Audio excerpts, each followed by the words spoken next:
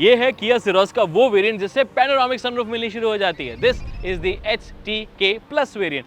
Petrol manual, petrol DCT और diesel manual में ये वेरिएंट अवेलेबल है। प्राइसिंग अभी नहीं आई जब हम वीडियो बना रहे हैं, बट मेरे ख्याल से वैल्यू फॉर मनी रहने वाला है ये वेरिएंट, बिकॉज इसमें ज़रूरत के सारे फीचर्स मिल जाते हैं और कुछ एक्स्ट्रा फैंसी फीचर्स भी। फैंसी फीचर्स जैसे कि सनरूफ, ज़रूरत के फीचर्स वो मिल जाते हैं। 12.3 इंचेस की स्क्रीन विद रियर कैमरा। तो इसकी वीडियो में, आज की वीडियो में सब कुछ डिटेल में करेंगे डिस्कस, तो एंड तक देखना आपका काम, सारी इन्फॉर्मेशन देना हमारा काम। Hello friends, welcome to the car guide. My name is Rishabh and this is the all new Kia Syros HTK plus variant. बाकी वेरिएंट्स ऑलरेडी अपलोडेड हैं, सब्सक्राइब करके रख लीजिए। ड्राइव रिव्यू, कंफर्ट, माइलेज सब अपलोड कर दिया है, वीडियोस को चेकआउट करना ना भूलें। और हाँ, लुक्स की बात कर लेते हैं। सबसे पहले पेट्रोल वाली ऑप्शन जो है वो, और जो DCT ऑप्शन है, मतलब पेट्रोल मैनुअल DCT, उसमें फीचर्स का थोड़ा फ़र्क है। चार्ट भी लगाता रहूँगा और फीचर्स बताता भी रहूँगा। पेट्रोल मैनुअल और डीजल मैनुअल के सारे फीचर्स सेम है, जैसे कि आपको फ्रंट में प्रोजेक्टर हेडलैम्प सेटअप मिलेगा, बट ध्यान रखिए कि these are not LEDs, these are bulb. नीचे भी बल्ब सेटअप है, पोजीशन लैम्प भी है और बल्ब सेटअप में आपको इंडिकेटर मिलेगा। एक चीज़ ध्यान ऑन रखना कि ये क्रोम स्ट्रिप है, LED DRL नहीं। फ्रंट में लेकिन पार्किंग सेंसर्स आपको 4 मिल जाते हैं, दैट्स अ गुड थिंग। उसके अलावा मिल जाते हैं ड्यूल टोन ट्रीटमेंट के साथ सिल्वर स्किड प्लेट, और ओवरऑल स्टैंड्स में एक बॉक्सी एलिमेंट, पूरा टॉल बॉय स्टैंड्स। लेकिन मैं कहूँगा एक बार शोरूम में जाके गाड़ी देखे जरूर, बिकॉज फोटो वीडियो में थोड़ी डिफरेंट लगती है और शोरूम में आके डिफरेंट लगती है। और शोरूम से याद आया, कहाँ से लेनी है वो भी आपको बताऊंगा, तो एंड तक देखते रहना वीडियो को। अब बात करते हैं फीचर्स की। Alloy wheels, disc brake front में मिलेगी और ये मिल जाता है आपको 16 इंचेस के ड्यूल कट अलॉय व्हील्स। 215/60 का सेक्शन है। Looks nice, but again 17 inches ज़्यादा अच्छे लगते हैं। क्लैडिंग काफ़ी ज़्यादा बड़ी दी गई है यहाँ पर, तो उससे थोड़ी सी SUV वाली लुक आ जाती है फॉर श्योर। तो आगे से स्टैंड्स काफ़ी अच्छा मिल जाता है। Electrical adjustable ORVM and fold भी हो जाते हैं ये अंदर से। रूफ रेल्स आपको सारे वेरिएंट्स में कंपनी ऑफर कर रही है, तो that's a very good thing, जिससे अगेन थोड़ी बड़ी गाड़ी वाली फील आ जाती है। स्किड प्लेट जो साइड पे आपको क्लैडिंग नज़र आ रही है, वो भी आपको ड्यूल टोन मिलेगी। अगेन थोड़ी सी टॉप वेरिएंट वाली फील कराता है और थोड़ी SUV वाली लुक भी। फ्लश डोर हैंडल्स तो आपको सारे ही वेरिएंट्स में मिलेंगे और पीछे अनफॉर्चुनेटली ड्रम ब्रेक है। लेकिन अगर आप इसका 7 DCT वेरिएंट परचेज करोगे, यानी कि पेट्रोल ऑटोमेटिक, तब आपको यहाँ डिस्क ब्रेक ऑफर करी जाएगी। अब रियर करते हैं, फिर इंटीरियर करते हैं, लेकिन उससे पहले आपको बताया था गाड़ी लेनी कहाँ से। अगर आप दिल्ली NCR एरिया से हो ना, किया सिरोस, सेल्टोस, कार्निवल कोई भी लेनी हो, बेस्ट सर्विस चाहिए, बेस्ट प्राइस भी चाहिए, कस्टमर सेटिस्फेक्शन भी अच्छी चाहिए, तो NRL किया मेरे कहने पे ज़रूर कॉल करें। बता सकते हैं कार गाइड से नंबर मिला तो आपकी काफ़ी हेल्प हो जाएगी, और मेरी भी। रियर से गाड़ी को समझे तो क्या क्या मिलता है। शॉक फिन एंटीना, बड़ा स्पॉइलर, हाई स्टॉप लैंप, ये लाइट ऑन नहीं होती, ध्यान रखना, ये ज़रूर लाइट्स ऑन होती है। रिवर्स पार्किंग सेंसर्स आपको मिल जाएंगे। रियर पार्किंग कैमरा मिल जाता है, जिसकी quality is one of the best in this segment. और जो नहीं मिलता वो बता देते हैं, वाइपर वॉशर नहीं मिलता, डिफॉगर मिलता है। ये वेरिएंट वाइज डिफरेंस होता रहता है। हालांकि मुझे एक चीज़ लगती है कि इस गाड़ी में वाइपर की कमी उतनी ज़्यादा महसूस होने नहीं वाली, बिकॉज एक तो ये बहुत ज़्यादा स्ट्रेट है, ऊपर स्पॉइलर भी आपको सारे वेरिएंट्स में मिल जाता है, तो इतनी कमी महसूस नहीं होगी। ऑफकोर्स होता तो बेटर लगता, हाँ ये स्लैंट होती तो डेफिनेटली फिर तो वाइपर पक्का मिस करते आप। बूट स्पेस इंपॉर्टेंट, 390 से लेके 465 कंपनी जो क्लेम करती है वो स्लाइडिंग रिक्लाइनिंग के साथ आता है। अब अच्छी चीज़ ये है कि इस वेरिएंट में आपको स्लाइड एंड रिक्लाइन फंक्शन मिल जाता है। तो 390 लीटर्स की मिनिमम बूट स्पेस और 465 लीटर्स की मैक्सिमम बूट स्पेस जब आप सीट्स को आगे कर देते हो। इंटरेस्टिंगली इस वेरिएंट से आपको पार्सल ट्रे मिलनी शुरू हो जाती है। बाकी बूट स्पेस तो काफ़ी ज़्यादा है, इनफैक्ट 390 भी यूज़ करते हो तो इस सेगमेंट की सबसे ज़्यादा बूट स्पेस हो जाती है। लेकिन let's talk about practicality.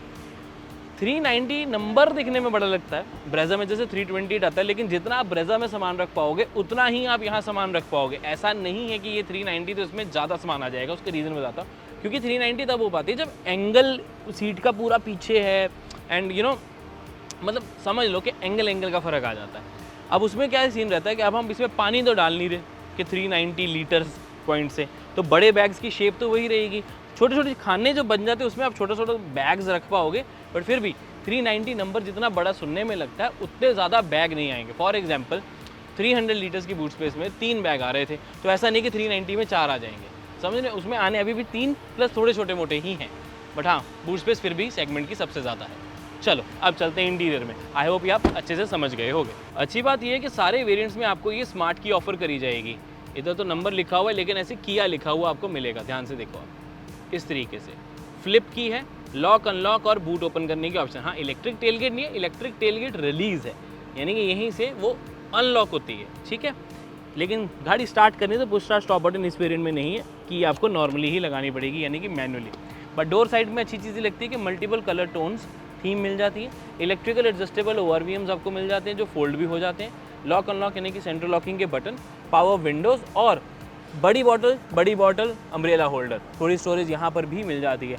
Speaker system 6+2 है, यानी कि 6 स्पीकर्स 2 ट्विटर्स, सॉरी 4+2 है, 4 स्पीकर्स 2 ट्विटर, टोटल 6 हो जाते हैं। तो एक म्यूजिक एक्सपीरियंस भी आपको अच्छा मिल जाता है। टॉप वेरिएंट जैसा नहीं है हामन कार्टन के स्पीकर जैसा, बट स्टिल अच्छा है। अब चलते थोड़ा सा और अंदर। जो चीज़ अच्छी लगी है वो ये है, हाइट एडजस्टेबल ड्राइवर सीट इस वेरिएंट में मिलती है, इससे लोअर वाले में भी मिलती है। ये वाली जो सीट्स हैं इनकी कंफर्ट, क्वालिटी, ये सब मुझे पर्सनली अच्छा लगता है। और जो मेरा फेवरेट पार्ट ऑफ द किया सेरोस इज दिस स्टीयरिंग। ये जो डबल डी कट स्टीयरिंग है ना, looks very very nice. Top में यहाँ लेदर मटेरियल प्रोवाइडेड है, इन वेरिएंट्स में लेदर नहीं है, लेकिन फिर भी looks very very nice. Cruise control इस वेरिएंट में आपको मिलना शुरू हो जाता है, मैन्यू नेविगेशन कर पाओगे, मोड्स चेंज कर पाओगे, of the FM AM Bluetooth USB वगैरह। वॉइस कमांड्स की ऑप्शन मिल जाती है, फेवरेट फंक्शन एंड कॉल भी, यानी कि ब्लूटूथ कंट्रोल सारे मिलेंगे। 4.2 इंचेस की स्क्रीन है TFT, लेकिन बाकी आपको कलर्ड ही मिल जाता है। इसका ऑलमोस्ट डिजिटल जो फील प्रोवाइड करेगा, मैनुअल नहीं मिलता, ध्यान में, मतलब एनालॉग नहीं है, सॉरी, तो डिजिटल ही डिज़ाइन है, लुक्स वेरी नाइस। उसके अलावा ये वाला जो स्टीयरिंग है, this is tilt and telescopic नहीं है, इस चीज़ का ध्यान ज़रूर रख लेना। चलो अब आपको कुछ और एंगल दिखाते हैं, आ जाओ। सबसे इंटरेस्टिंग जो हर किसी को लगता है वो है पैनोरामिक सनरूफ। इस वेरिएंट से शुरू हो जाता है, तो डेफिनेटली ये एक बहुत बड़ा पॉइंट होने वाला है इस वेरिएंट के बिकने का। लेकिन उसके अलावा भी तो बहुत चीज़ें मिलती हैं, जैसे कि proper premium fabric seats, 12.3 inches का डिजिटल स्क्रीन जो कि आपको बेस वेरिएंट से मिल जाता है, जिसमें Android auto, Apple CarPlay, wireless connectivity के साथ ऑफ कोर्स ब्लूटूथ कंट्रोल भी मिलेंगे, और सारे मतलब जो बेसिक चीज़ें चाहिए होती हैं वो आपको मिलेगा। और बड़ी स्क्रीन है, दिखने में काफ़ी अच्छी लगती है। धीरे धीरे देख रहा हूँ मैं कंपनीज ना बेस वेरिएंट में ही बड़ी 10 इंच, 11 इंच, 12 इंच की स्क्रीन देना शुरू कर रही हैं। AC मैनुअल मिलेगा आपको, बट लुक्स नाइस, बहुत ईजी टू कंट्रोल है। टाइप C चार्जिंग पोर्ट आगे भी मिलेंगे, स्टोरेज मिल जाती है, front parking sensors, manual transmission, और लेफ्ट साइड पे आपको मिलेंगे वाइपर कंट्रोल, राइट साइड पे automatic headlamp control.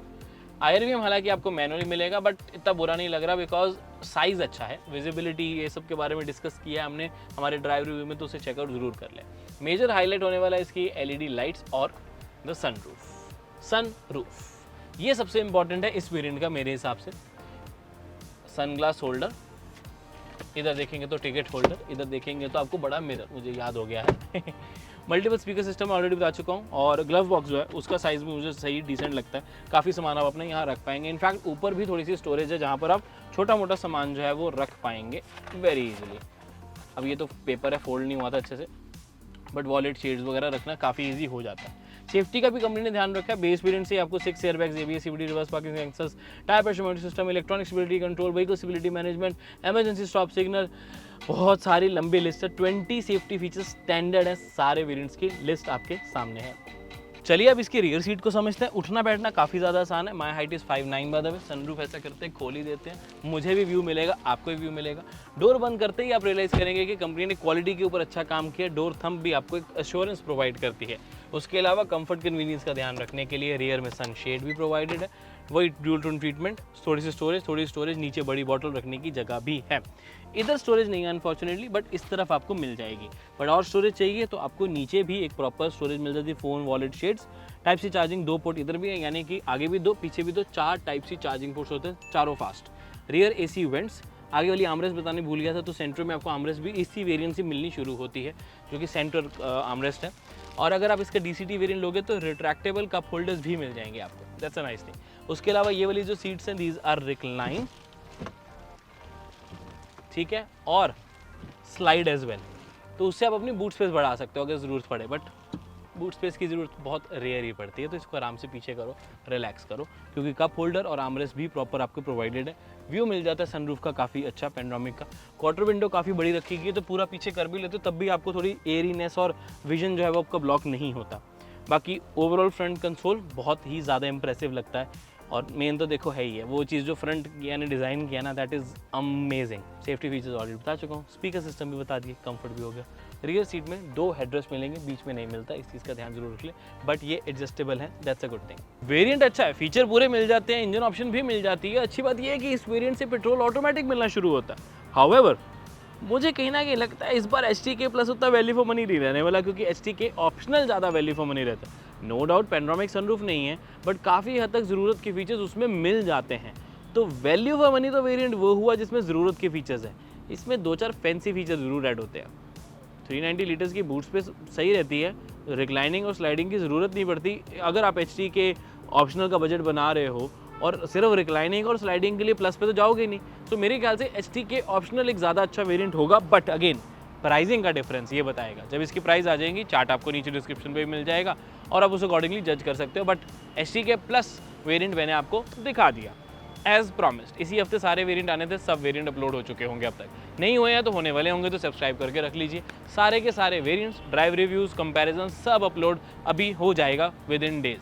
So this was everything regarding the Kia Seltos एचटीके plus. उम्मीद है वीडियो अच्छी लगी होगी, यहाँ तक देख ही लिए तो लाइक शेयर सब्सक्राइब करना ना भूलें। मैं मिलता हूँ आपसे अगली वीडियो में। Until then drive safe, take care, I love you guys, bye bye.